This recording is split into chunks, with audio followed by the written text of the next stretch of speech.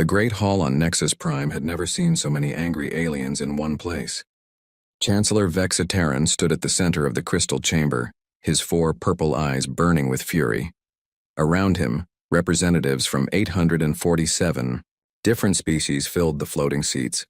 Some had tentacles, others had scales, and a few were just glowing clouds of gas. But they all shared one thing: they were mad at the humans. "This cannot continue," Vexitaran shouted, his voice echoing through the vast space. His staff, made from compressed starlight, hit the floor with a sound like thunder. "The humans have broken every rule we made." The crowd erupted in angry sounds. Some aliens clicked their claws. Others made deep growling noises. The gas clouds flashed red with rage. In the far corner, Ambassador Kreltha waved all 6 of her arms in the air. "They ignore our messages," she called out. "For 6 months we have sent them important communications about trade laws and stellar boundaries. They do not respond." "Worse than that," added General Thekmore, his lizard-like head turning toward the crowd. "They terraform dead planets without permission. They trade with primitive species we told them to leave alone. They act like our laws mean nothing." Vexitaran raised his staff again. The chamber fell silent. "The humans think they can do whatever they want because they are new to space. But we have ruled the galaxy for 10,000 years. We will show them respect." On the main screen, images appeared of human ships landing on barren worlds. Within months, these dead rocks became green planets with cities and farms.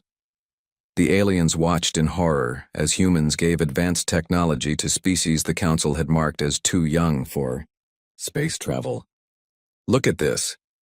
Vexitaran pointed at the screen. They gave faster-than-light engines to the Corvin Republic. The Corvins were not supposed to leave their system for another 500 years. "And here," General Thekmore added, bringing up another image. "They built a trade station in the neutral zone. The neutral zone has been empty for 3,000 years. It is sacred space." The anger in the room grew stronger. Some aliens were standing now, shaking their weapons or natural body parts that looked like weapons. The translator system worked overtime to turn all the different alien languages into one angry message. The humans had gone too far. Meanwhile, billions of light years away on Earth, Dr. Hyunwoo Kim sat in his small office eating instant noodles.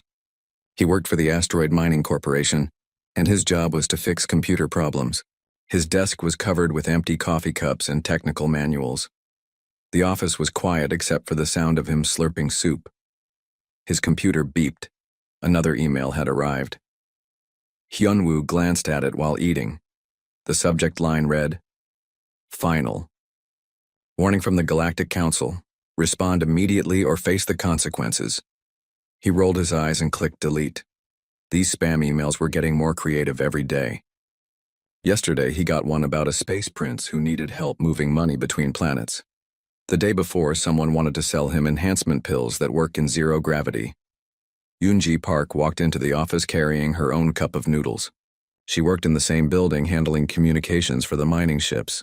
Her desk was next to Hyunwoo's and they often ate lunch together. "Another weird email today," she said, sitting down. "Someone claiming to be from a galactic council wants me to stop all mining operations immediately. They say we are violating something called the Stellar Mining Accords of 2847. As if we have been mining in space for hundreds of years." Hyunwoo laughed. "I got one too. They are really committing to this space theme. I wonder if it is the, same group that keeps sending those alien prince money scam emails." "Probably," Yoonji agreed, stirring her soup. "My spam filter caught about 50 more this morning. They all use the same dramatic language, lots of capital letters and exclamation points." Back on Nexus Prime, Vexitaran was reading the formal declaration of war. The document was written on quantum paper that glowed with official seal of the Council. It listed all of humanity's crimes against galactic law and civilization. For violating the stellar trade agreements, for ignoring the Protected Species Act, for terraforming without permits, and for showing complete disrespect to this council, we hereby declare war on the species known as humans from the planet called Earth, he announced. The chamber exploded in cheers. Weapons were raised in salute. The gas clouds turned bright yellow with joy. Ambassador Kreltha did a victory dance with all 6 arms. General Techmore roared so loud that 3 translator systems broke. "We will assemble the greatest fleet in galactic history," Vex Terran continued. 50,000 ships from across the spiral arm will teach these humans the price of ignoring the Council. "How long will it take to prepare?" asked Ambassador Silneth from the Crystal Empire. 3 months, to gather all ships and supplies," General Techmore replied. "Then 2 weeks to reach their system. By the end of this year, the humans will beg for mercy." The Council members cheered again. Some began making bets on how quickly the humans would surrender. Others discussed what to do with Earth after they conquered it. A few suggested turning it into a tourist destination where young aliens could see what happened to species that did not respect galactic law. On Earth, Hyunwoo finished his noodles and got back to work. His computer showed a list of mining ships that needed software updates. It was boring work, but someone had to do it. He plugged in his headphones and started typing code. In the next cubicle, Yoon-ji was scheduling supply runs to the asteroid belt. The miners out there needed food, water, and fresh air filters. It was her job to make sure they got everything on time. She hummed quietly while working on the shipping schedules. Neither of them knew that, across the galaxy, the largest military force in history was preparing to destroy their planet. They were too busy with their normal jobs to notice that their spam filters had just rejected the most important message humanity had ever received. The war had begun, but only one side knew about it. 3 months had passed since the Galactic Council declared war on humanity. In the deep space above Nexus Prime, the greatest military force in galactic history was finally ready. 50,000 warships floated in perfect formation, stretching across hundreds of kilometers. Each ship was a masterpiece of alien engineering, built to destroy entire worlds. Admiral Zekthros stood on the bridge of his flagship, the Eternal Judgment. The ship was the size of a small moon, with weapons that could crack planets in half. Its hull was made from metal that existed in 7 dimensions, and its shields could stop anything the universe could throw at it, or so the Admiral believed. "All ships report ready for battle," announced his second-in-command, Captain Veltar. The captain had 3 heads, which allowed him to monitor multiple systems at once. The fleet represents 47 different species and over 6 billion crew members. Admiral Zekthros nodded with satisfaction. His own species, the Kraxan, had conquered dozens of worlds in their long history. He had personally led fleets against 17 different civilizations. None had lasted more than a few days against his forces. "The humans will surrender before we even reach their system," he said confidently. "No species has ever ignored a council declaration of war. They must be planning their surrender speech already." The fleet began to move, disappearing into faster-than-light travel. Their destination was a small yellow star that humans called Sol. According to council records, it was the home of a young species that had only discovered space travel a few hundred years ago. They should be easy to defeat. 2 weeks later, the Armada dropped out of hyperspace at the edge of the solar system. Admiral Zekthros expected to find human defense fleets waiting for them, or perhaps desperate messages begging for mercy. Instead, he found something much more confusing. A single human cargo ship was drifting through space near Jupiter. It was old and rusty, held together with what looked like spare parts and good luck. The ship's name was painted on the side in fading letters. Lucky Dragon. Captain Dong-hyun Lee was inside the ship's tiny bridge, eating a bowl of rice while his autopilot handled the flying. He was delivering supplies to the mining colonies in the asteroid belt. Rice, kimchi, instant coffee, and other necessities that kept the miners happy. It was not exciting work, but it paid well enough. His radio suddenly came alive with chatter. Hundreds of voices were speaking in languages he had never heard before. His translation software tried to keep up, but most of it came out as electronic gibberish. Then one voice spoke clearly in Korean. "Human vessel, you are surrounded. Prepare to be destroyed." Dong-hyun looked out his window and nearly choked on his rice. Space around him was filled with alien warships. They were huge, strange, and beautiful in their own way. Some looked like metal flowers. Others resembled giant fish or insects. A few were just geometric shapes that hurt to look at directly. "Wow," he said into his radio. "That is a lot of ships. Are you guys here for some kind of space parade?" On the bridge of the Eternal Judgment, Admiral Zekthros stared at the main screen in confusion. The human ship should have been detected by their sensors weeks ago. It should have been impossible for such a primitive vessel to get so close to their fleet without being noticed. "How did it get past our scanners?" he demanded. Captain Veltar checked his instruments with all three heads. "Unknown, sir. Our sensors show empty space where the ship is clearly visible. It is as if the vessel exists, but our technology cannot detect it." "And how is the human communicating with us?" Admiral Zekthros asked. "Our quantum communication system is encrypted with codes that would take their primitive computers millions of years to break." "Also unknown, sir. The signal is coming through as clearly as if we were using the same frequency." Admiral Zekthros felt a chill run down his spine. This was not how the war was supposed to start. On the Lucky Dragon, Dong-hyun was still trying to understand what was happening. "So are you guys here to attack someone?" he asked cheerfully. "Because if you are, you should know that this area has a lot of mining traffic. Safety regulations require all military exercises to be scheduled in advance." The radio crackled with angry alien voices. Finally, Admiral Zekthros spoke directly. "Human, we are the Galactic Council fleet. We are here to destroy your species for crimes against galactic law." Dong-hyun thought about this for a moment. "Galactic law?" he said. "Is that like maritime law?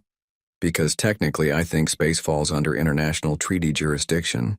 You might want to check with the United Nations." "What?" Admiral Zekthros roared. "Also," Dong-hyun continued, "I have extra lunch if anyone wants some. I made too much kimchi and it is getting a bit spicy for me. Fair warning though, it might be too hot for non-humans." Back on Earth, Minho Song was having a normal Tuesday morning at his government office. He worked for the Ministry of Foreign Affairs in the Department of Unusual Communications. His job was to sort through the strange messages that came from foreign governments, international organizations, and the occasional crazy person. His computer had been acting up all morning, filling his inbox with spam that somehow got past the filters. Most of it was the usual stuff: fake lottery winnings, investment opportunities, and medical advertisements. But there was also a strange collection of messages that all seemed to have the same theme. "Galactic Council Final Warning," read one. Subject line, "Surrender now or face annihilation," read another. "Your species has been judged guilty," said a third. Minho sighed and started deleting them. These science fiction-themed spam emails were getting more elaborate every month. Someone was putting real effort into writing detailed backstories about alien civilizations and galactic governments. It was almost impressive, if it was not clogging up his email system. His colleague Soo Jin walked over carrying a cup of coffee. "Getting those weird space emails too?" she asked. "Yeah, dozens of them," Minho replied. "They all claim to be from something called the Galactic Council. Pretty creative stuff, actually. They have detailed legal documents, military reports, everything." "I wonder if it is viral marketing for a new movie," Soo Jin suggested. "Or maybe some kind of elaborate game." "Probably," Minho agreed.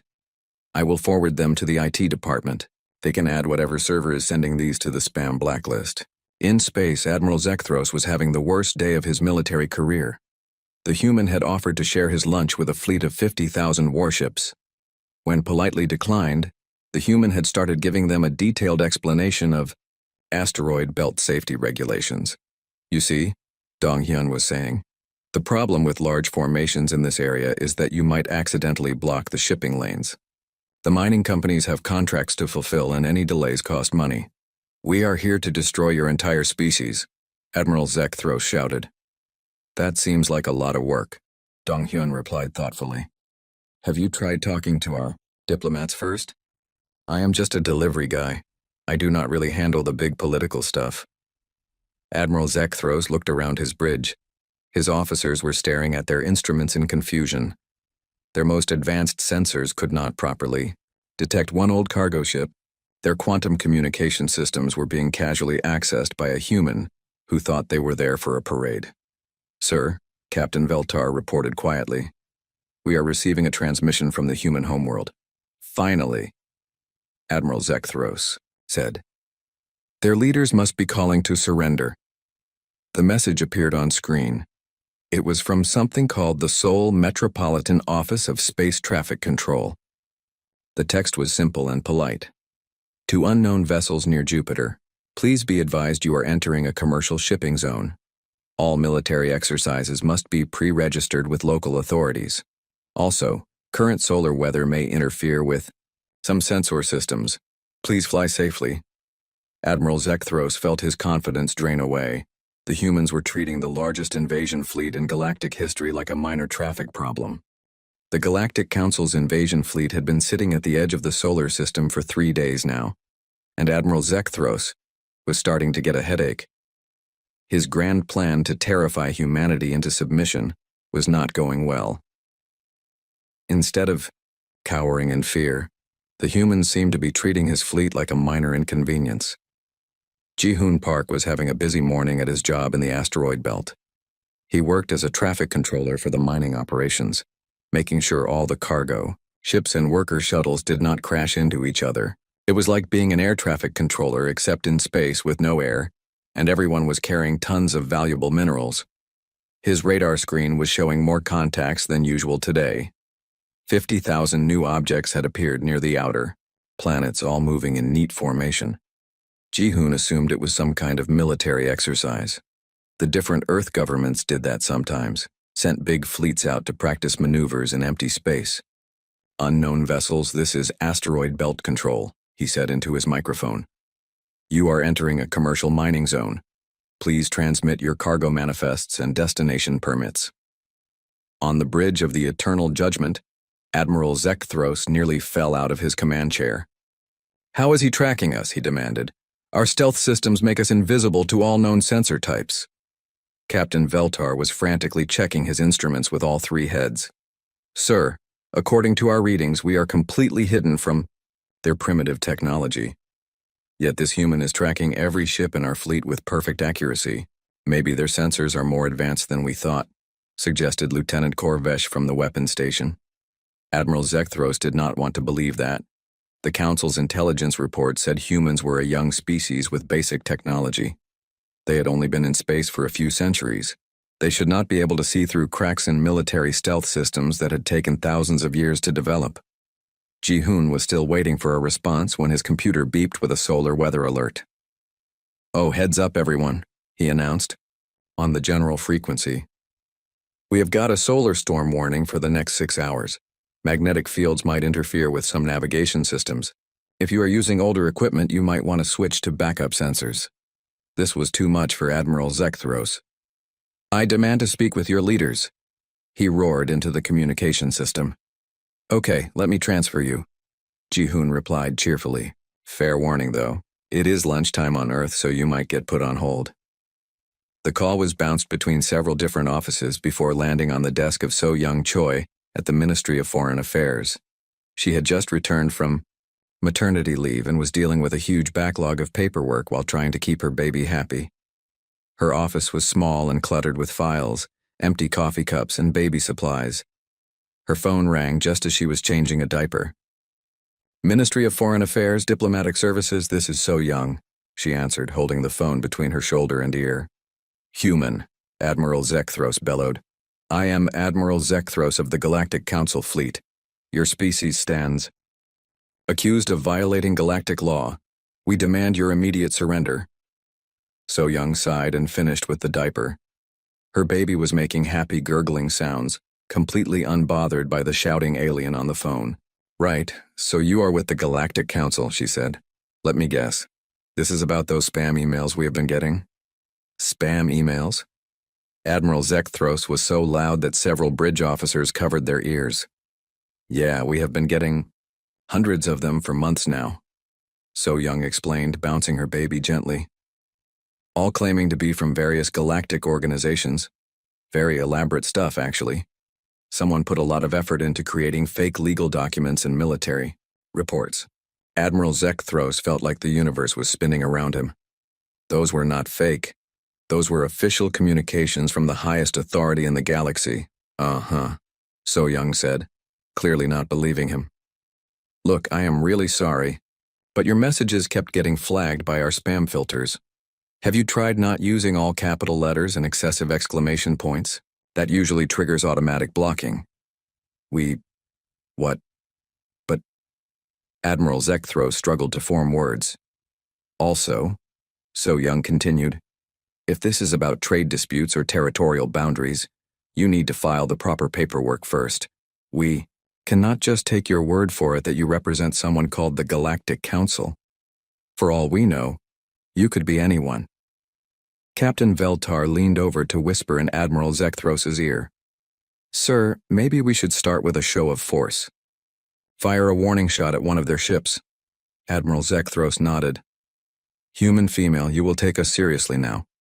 We are targeting one of your cargo vessels. Surrender immediately or watch it be destroyed. So Young put the phone on speaker and continued changing her baby. Okay, but you should know that attacking civilian ships is considered an act of war under international law. Also, our insurance companies get really upset about that kind of thing. On the main screen, Admiral Zekthros watched as his weapons officer selected a target, an old mining ship that was hauling iron ore back to Earth. The ship looked like it was held together with spare parts and wishful thinking. Fire, he commanded. A beam of pure energy, hot enough to melt mountains, shot across space toward the human ship. It was the same weapon that had destroyed the battle fleets of 17 different civilizations. The energy beam could punch through any known shield technology. The beam hit the cargo ship and bounced off. The deadly energy scattered harmlessly into space like light reflecting off a mirror. Every alien on every ship in the fleet stared at their screens in disbelief. The cargo ship continued on its path, completely undamaged. Its pilot did not even seem to notice he had been attacked. What just happened? Admiral Zekthros whispered. Captain Veltar was checking his instruments frantically. Sir, our weapons fired correctly. The energy output was normal, but something reflected our attack. Shields? No, sir, we detected no shield technology. The beam just bounced. On Earth, So Young was still on the phone, trying to calm her crying baby. Are you still there? She asked. Look, if this is some kind of prank call, I really do not have time for it. I have about 100 other diplomatic issues to deal with today. Admiral Zekthros was staring at his tactical display in shock. According to every instrument on his ship, the humans had no advanced technology. No shields, no weapons, no military fleet. Yet somehow they had casually deflected a weapon that could destroy planets. How? He began. Oh, before I forget, So Young interrupted. If you guys are really from space, you should probably talk to our Space Development Office. They handle all the off-world stuff. I can transfer you if you want. Your Space Development Office? Admiral Zekthros asked weakly. Yeah, they coordinate with all our asteroid mining operations, the lunar colonies, the Mars research stations, all that stuff. Pretty routine these days. Admiral Zekthros looked around his bridge. His officers were all staring at him with confusion and growing fear. The humans had casually mentioned having colonies on multiple worlds. They had deflected his most powerful weapon without even noticing, and they were treating his invasion fleet like a customer service call. Sir, Lieutenant Korvesh reported quietly. We are receiving another transmission from the mining zone. Put it through, Admiral Zekthros said, dreading what he might hear. It was Jihoon again, still managing space traffic with the same cheerful efficiency. Hey, just wanted to let everyone know, the solar storm is getting stronger. If you guys are planning to stay in the area much longer, you might want to move to the shadow side of Jupiter. Better protection from the radiation. Admiral Zekthros put his head in his hands. The largest military force in galactic history was being offered weather advice by a human traffic controller who was treating them like lost tourists. Sir, Captain, Veltar whispered, what are your orders? Admiral Zekthros looked at the tactical display again. 50,000 of the most advanced warships in the galaxy, armed with weapons that could crack moons, facing a species that seemed completely unaware they were in danger. I need to think about this, he said finally. On the phone, So Young was wrapping up the call. So anyway, If you want to file a formal complaint about trade violations or whatever, you need to submit Form 27B to the International Trade Commission. I can email you the link if you give me your address. Admiral Zekthros realized he was about to give his military command codes to a human bureaucrat who was treating his declaration of war like a paperwork error. This was not going according to plan. Admiral Zekthros had been in space combat for over 200 years, but he had never felt as confused as he did right now. His massive invasion fleet was being treated like a tourist group by the humans. His most powerful weapons had bounced off their cargo ships like rubber balls, and worst of all, they kept offering him snacks and weather updates. "This is intolerable," he growled to his bridge crew. "They mock us with their casual dismissal of our power. They must be taught respect." Captain Veltar looked nervous. "Sir, perhaps we should reconsider our approach. The humans may be more advanced than our intelligence report suggested." "Impossible," Admiral Zekthros snapped. "They are a primitive species that has barely left their home system. Our scanners show no advanced technology, no military installations, no defense fleets. They must be using some kind of psychological warfare." He activated the fleet-wide communication system. "All ships, prepare for full bombardment of the human homeworld. We will show them the price of ignoring the Galactic Council." 50,000 warships turned their weapons toward the small blue planet called Earth. Each ship carried enough firepower to level continents. Together, they could turn an entire world into glowing debris in minutes. "Target locked on human population centers," reported Lieutenant Korvesh from the weapons station. "Fire all weapons," Admiral Zekthros commanded. Space filled with deadly energy. Particle beams, plasma cannons, quantum torpedoes, and reality-warping weapons all fired at once. The combined assault carried enough energy to destroy small moons. The beams crossed the solar system in seconds, aimed directly at Earth. And then something impossible happened. The weapons hit what looked like empty space around Earth and simply stopped. The deadly energy beams scattered like light hitting a prism, spreading harmlessly across the solar system. The quantum torpedoes exploded against invisible barriers. The reality-warping weapons twisted back on themselves and disappeared. Earth continued spinning peacefully, completely undamaged. The blue oceans and white clouds looked exactly the same as before. "What? How?" Admiral Zekthros stared at his tactical display in horror. According to his sensors, there was nothing protecting Earth. No shields, no defensive systems, nothing. Yet somehow the planet had deflected the most powerful military assault in galactic history. What Admiral Zekthros did not know was that 3 years earlier, a human engineering student named Taijin Yang had been working on his master's thesis project. Taijin was studying at Seoul National University, and his assignment was to improve wireless internet coverage across the campus. The problem was that the university's Wi-Fi signals kept getting blocked by buildings, weather, and even large groups of students. Taijin wanted to create a system that could automatically route internet signals around any obstacle, ensuring perfect coverage everywhere on campus. After months of research, he developed something he called a dynamic field adjustment network. It used quantum field manipulation to detect interference and automatically create alternative pathways for data transmission. The system worked so well that Taijin decided to scale it up for his doctoral thesis.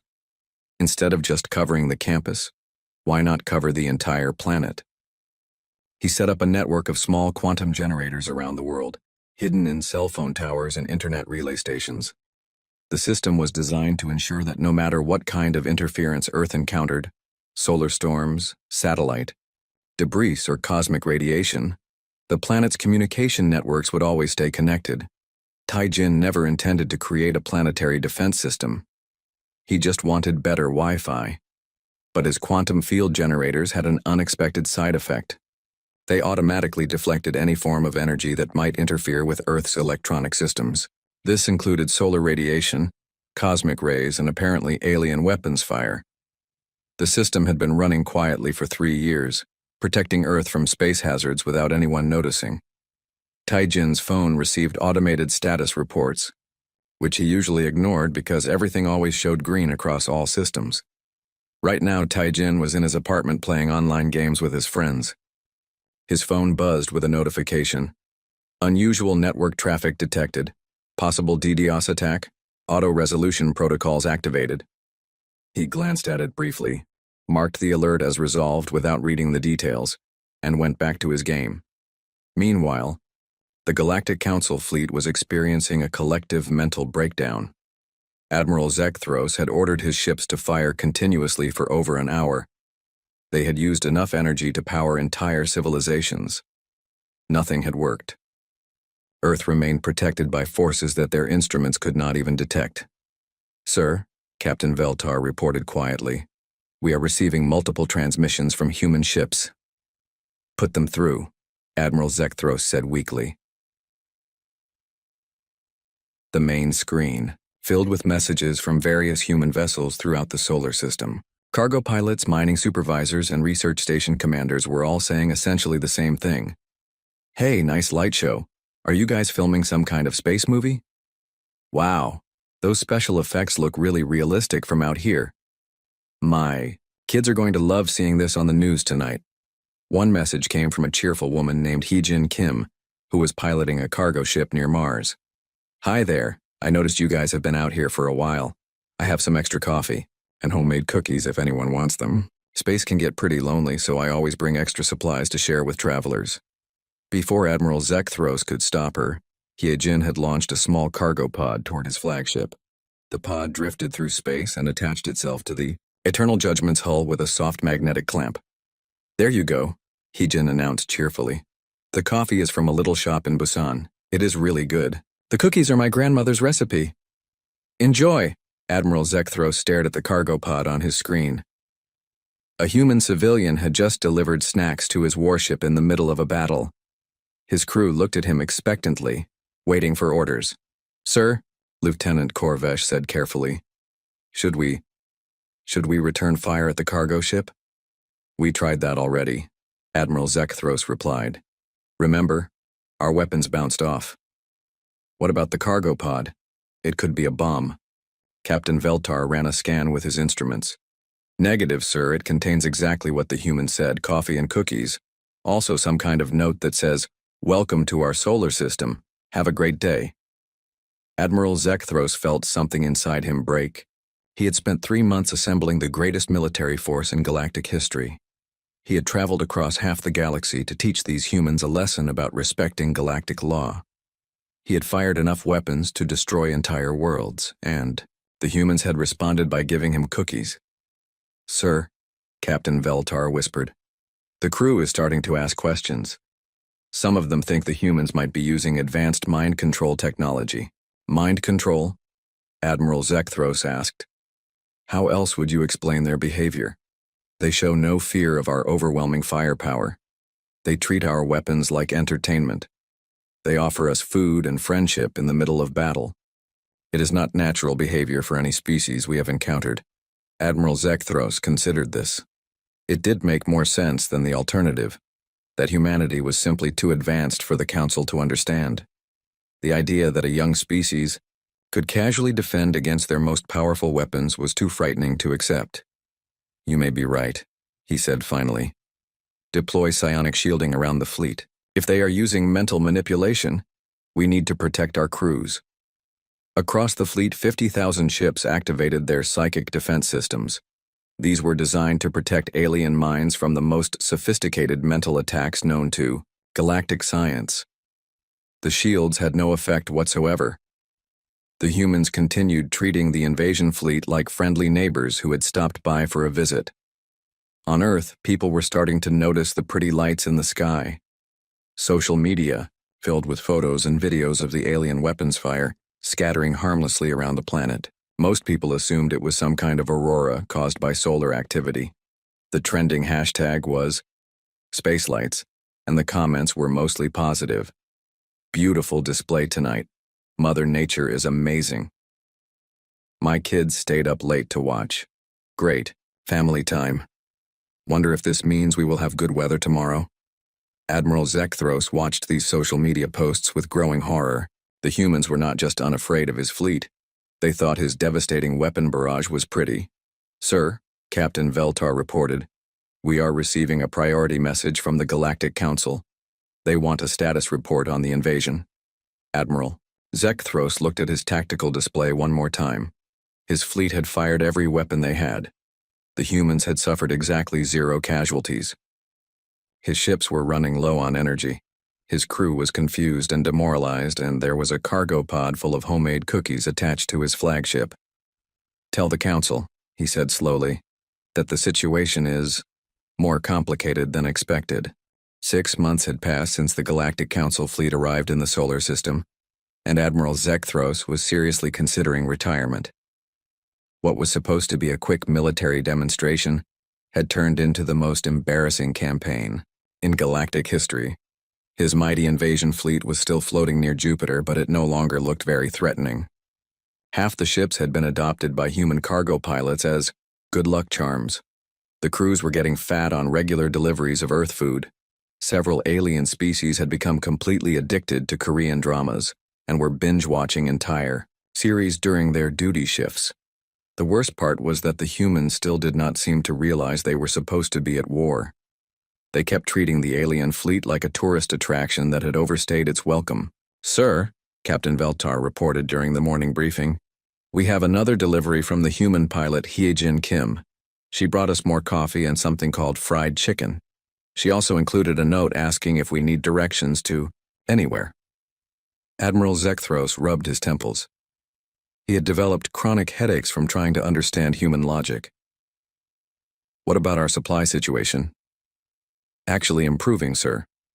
The humans have been sharing their food with us for months now. Our nutritionists say the Earth cuisine is surprisingly good for most alien biologies. Commander Thekvol has lost 30 pounds on what he calls the kimchi diet." "And morale?" Captain Veltar looked uncomfortable. "Well, sir, the crew is happy and well-fed. But they are starting to ask when we are going home. Some of the junior officers want to know if they can bring their human friends back to visit Nexus Prime." Admiral Zekthros put his head in his hands. His terrifying space fleet had basically become a social club. "What about our mission to punish the humans for ignoring galactic law?" "About that, sir," Captain Veltar said carefully, "I have been analyzing our intelligence reports, and I think we may have made some errors in our understanding of human technology." He activated the main screen, which showed a detailed analysis of human space activities. "Look at this data. The humans have been casually terraforming dead worlds for decades. They have colonies on hundreds of planets across dozens of star systems. Their cargo ships routinely travel faster than light without any effort." Admiral Zekthros studied the information with growing alarm. "How did our scouts miss all of this?" "I think they did not miss it, sir. I think they reported exactly what they saw, and we interpreted it wrong. When the report said humans had basic technology, they meant basic compared to what humans are actually capable of." "What do you mean?" Captain Veltar highlighted several sections of the data. "Sir, their primitive cargo ships are casually doing things our best engineers said were impossible. They terraform planets as a side business. They have defense systems we cannot detect or understand, and they do all of this while treating it as routine work." Admiral Zekthros felt a chill run down his spine. "Are you saying the humans are more advanced than the Council?" "Sir, I think the humans are so far beyond us that they do not even notice we exist as a threat. To them we are like insects making noise." This was too much for Admiral Zekthros to accept. "I demand a face-to-face meeting with their leaders," he announced. "We will settle this properly, with diplomacy instead of weapons." The meeting arranged took 3 weeks and involved going through 17 different human bureaucracies. Admiral Zekthros was finally directed to a small office building in Seoul, South Korea, where someone named Jun Seo-han worked as deputy assistant to the Minister of Miscellaneous Affairs. Admiral Zekthros had expected to meet in a grand palace, or military command center. Instead, he found himself in a cramped office with fluorescent lighting and a coffee machine that made strange gurgling noises. Jun Seo-han was a middle-aged human male wearing a rumpled suit and eating a sandwich at his desk. "Sorry about the mess," Jun Seo said, gesturing to a chair that was covered with file folders. "We were not expecting anyone 12 feet tall. Let me clear some space for you." Admiral Zekthros, who was used to being feared and respected across the galaxy, awkwardly folded his large frame into a human-sized chair. "I am Admiral Zekthros of the Galactic Council Fleet," he began formally. "Right, the space guys." Junseo nodded, unwrapping his sandwich. "Sorry it took so long to set up this meeting. Your people kept calling different departments, and nobody was sure who handles first contact protocols." First contact. Admiral Zekthros was confused. "We have been at war for 6 months. Junseo paused in his eating. "At war? With who?" "With humanity. The Council declared war on your entire species." Junseo thought about this for a moment. "Oh, you mean those spam emails we kept getting? About trade violations and galactic law?" "Those were not spam emails. Those were official declarations from the highest authority in the galaxy." "Huh," Junseo said, taking another bite of his sandwich. "Well, that explains why your messages kept getting filtered out. Our IT department has really aggressive spam detection." Admiral Zekthros stared at him. "Your entire species ignored our declaration of war because of spam filters?" "Pretty much, yeah. Also, you guys were using a lot of capital letters and exclamation points in your messages. That is usually a red flag for our automated systems. But we brought 50,000 warships." "Yeah, I heard about that from the traffic control people. They said you guys have been really polite about following the shipping lane regulations." Admiral Zekthros felt reality crumbling around him. "We fired our most powerful weapons at your planet." "Oh, that was you guys making all those pretty lights?" Junseo smiled. "My kids loved watching that. They thought it was some kind of space fireworks show." "How did you stop our weapons?" Junseo looked puzzled. "Stop them? I am not sure. What do you mean?" Admiral Zekthros pulled up a holographic display showing the weapon impacts. "Our energy beams should have destroyed your planet. Instead, they were deflected by some kind of planetary shield system." Junseo studied the display while finishing his sandwich. Let me check on that." He typed something into his computer. "Ah, okay. Looks like Taejin Yang's thesis project caught them." "Thesis project?" "Yeah, he set up some kind of network to improve internet coverage. Apparently it has a side effect of deflecting space radiation and other interference." Junseo shrugged. "Technology, right? Always doing more than you expect." Admiral Zekthros felt his worldview collapse completely. "Your planetary defense system is a student project to improve Wi-Fi? Basically, yeah, pretty clever, actually. We have not had any internet outages since he installed it. And your faster-than-light travel, your terraforming technology, your casual colonization of hundreds of worlds." Junseo looked at him like he was asking about basic arithmetic. "Well, yeah. People need to get around, and empty planets are useful for farming and mining. It is not really complicated." Admiral Zekthros sat in silence for several minutes, trying to process this information. The most advanced military force in galactic history had been casually stopped by technology that humans considered routine engineering projects.